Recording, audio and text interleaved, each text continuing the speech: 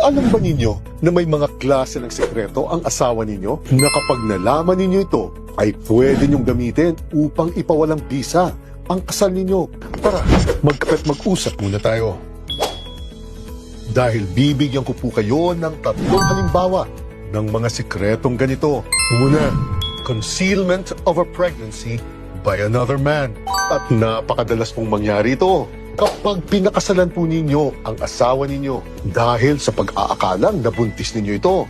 Subalit kinalaunan ay nadiskubre ninyo sa pamamagitan ng DNA testing na ibang lalaki pala ang nakabuntis dito at niloko lang pala kayo upang panagutan ninyo ito. Considered as voidable po ang kasal ninyo at mayroon po kayong 5 taon mula nang nadiskubre ninyo ang panloloko upang ipawalang bisa ang kasal ninyo.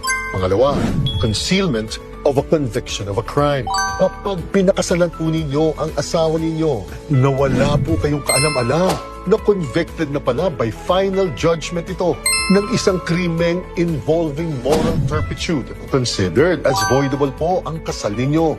Mayroon din po kayong 5 taon mula nang madiskubre ninyo ang sikretong ito upang ipawalang bisa ang kasal ninyo. Ang halimbawa po ng mga krimeng ganito ay ang estafa o pagdidispalko, pagpatay, paghalay, pagnanakaw, at bigamy po o yung pagpapakasal ulit kahit kasal na kayo.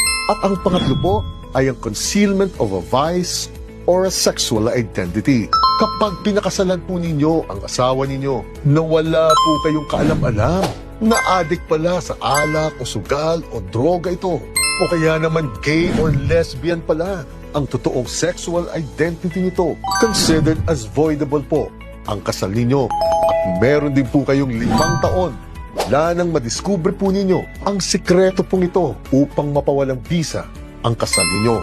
Tandaan po ninyo na hindi po mahalaga dito kung gaano na kalala ang problemang ito dahil ang mahalaga lang po dito ay sinadya po itong itago sa inyo.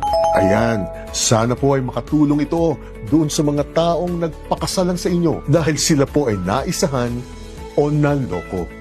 Ginen.